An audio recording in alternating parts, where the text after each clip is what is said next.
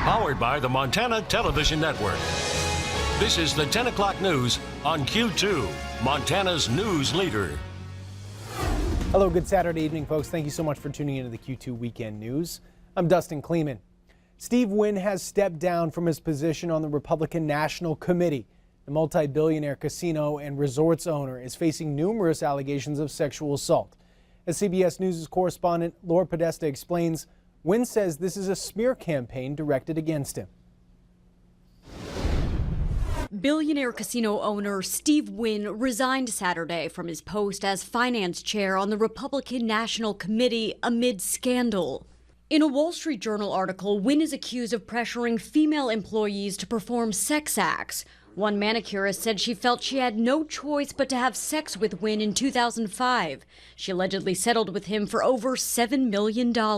I would truly like to see him be held accountable for something. Charlotte Aerosmith says Wynn sexually harassed her while she was working as a cocktail waitress at one of his casinos. She settled with Wynn in 1997. The 76-year-old has released a statement defending himself, writing, "The idea that I ever assaulted any woman is preposterous. We find ourselves in a world where people can make allegations regardless of the truth, and a person is left with the choice of weathering insulting publicity or engaging in multi-year lawsuits." Wynn Resorts says no one has ever complained about its leader to the company's independent anti-harassment hotline. Despite the denials, Wynn stepped down from his prominent post at the RNC, a position he took at the request of President Trump. Laura Podesta, CBS News, New York. Wynn, meanwhile, donated more than $2 million to Republican candidates and organizations since 2013. And just this election cycle, Wynn has given $100,000 to the National Republican Senatorial Committee, with a small portion to Congressman Greg Gianforte. Records show Wynn and his wife donated $5,400 to Gianforte May 25th, the day of the special election and a day after Gianforte assaulted a reporter. Meanwhile, Senator Steve Daines received a $10,400 donation from the Wynns in 2014 Senate race. A spokesman for Congressman Greg Gianforte said in a statement, quote, "Greg believes the allegations, if true, are reprehensible, and the campaign will donate the $2,700 received to charity." Also receiving tonight, a spokesman, Senator Daines, saying, quote, "The allegations are disturbing and we need to get the facts." Wynn also made contributions to Democrats in the past, including former Montana Senator Max Baucus. To Crime Watch News, 2 robberies occurring late Friday night, just 12 minutes apart on opposite ends of town. At 11:44, 2 men stole a 1994 Honda Accord from its owner at gunpoint on the south side. Police say during the robbery, a suspect fired a single round but did not strike anyone. Details on the suspects are still limited tonight, with the first suspect being described as a skinny 23-year-old male standing about 5 feet 11 inches. The second man only described as a white 23-year-old. Across the town on the West End at 11:56, just before midnight, a suspect robbed a casino on 24th Street, also at gunpoint. He fled out the back door with an undisclosed amount of money. He is described as a tall male with glasses and a medium to heavy build. No one was injured in the robbery, and neither the suspects in each one are in custody. In Montana, 20 people have died from the flu, and the number of those testing positive for influenza still on the rise. Nearly 600 new cases were reported in 45 counties across the state in the latest numbers. Lewis and Clark County recorded 71 in just 1 week. Yellowstone County at 47 new cases. And to date, all but one county has reported at least 1 case. For the 3rd straight week, federal health officials say the flu is widespread in every state except Hawaii. 37 children have died from the flu since the season began in October. Tony DeKuppel has more on the outbreak. The most intense flu season in years has required some of the most difficult decisions in medicine. If they would have operated her with a cesarean, they would have lost her or the child or both.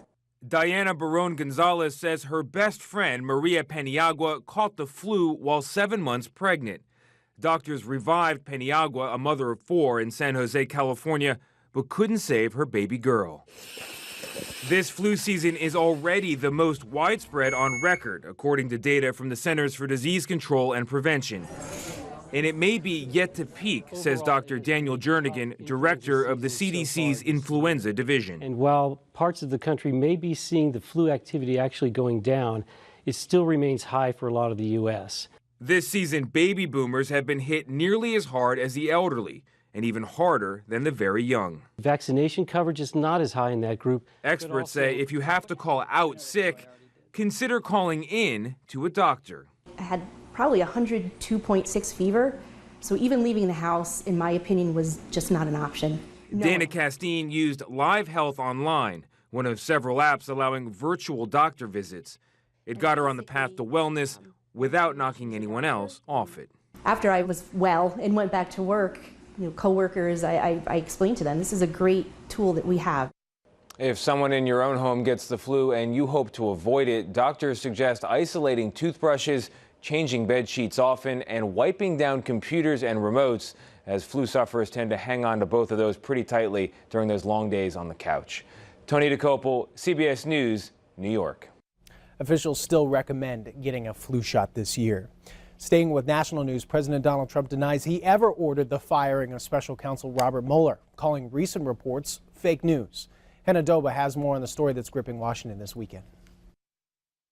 This is what democracy looks like. Hundreds of protesters hit the streets of Washington Saturday, many demanding the impeachment of President Trump. The march took place a day after the president returned to the White House from his trip to the World Economic Forum in Davos, Switzerland. I think it was a very, very successful trip. Mr. Trump did not address a New York Times report that said he'd ordered the firing of special counsel Robert Mueller last summer. CBS News has confirmed that the president expressed anger at Mueller's investigation and raised concerns about potential conflicts of interest. Advisors, including White House lawyer Don McGahn, convinced Mr. Trump that those conflicts weren't grounds to dismiss Mueller and that firing him would be politically catastrophic.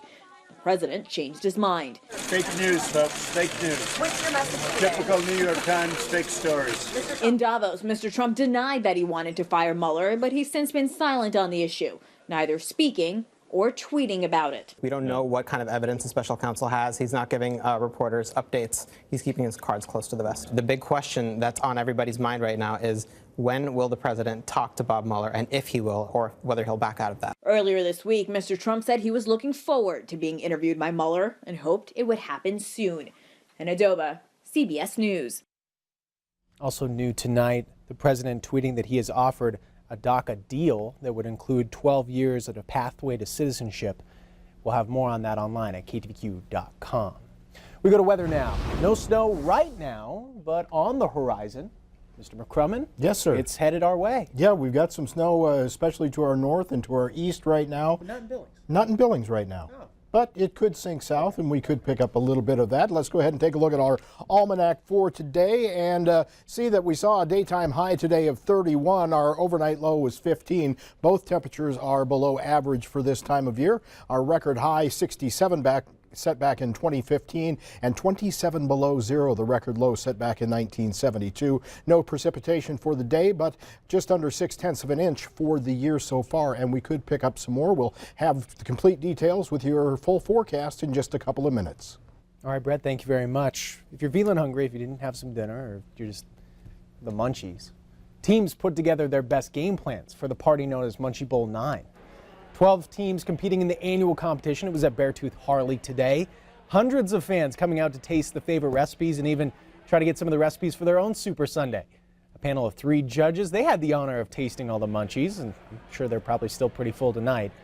It's fun for fans to get out. It's also a fundraiser for Trinity Lutheran School. The party has become a tradition for many, also getting ideas for what they should have on their Super Bowl menu. Judges' choice is from Jerry and Frank and Tara Anderson for their pork tidbits. People's choice went to Leatherneck Motorcycle Club, and the Bikers Against Child Abuse won for Best Booth. Hundreds of kids, they visit Boys and Girls Clubs every day after school. Supporters coming out today to help raise money for the club. The vintage sale and flea market started about 35 years ago. It goes 3 times a year. It's very important too. Vendors bring in antiques, handmade goods, even slot machines as well. There's some old things that you can find of potential treasures even. They turn the clubhouse into a place where it can help kids but also give back. They come during the school week, after school. If you would like to help out and maybe find a treasure yourself, the flea market finishes up tomorrow. That goes from 10 a.m. to 4 p.m. It's at the Bear Family Clubhouse on Orchard Lane. Still ahead on the Q2 Weekend News. A deadly massacre in Kabul, scores dead, hundreds injured. We'll tell you what happened and who is claiming responsibility for the attack.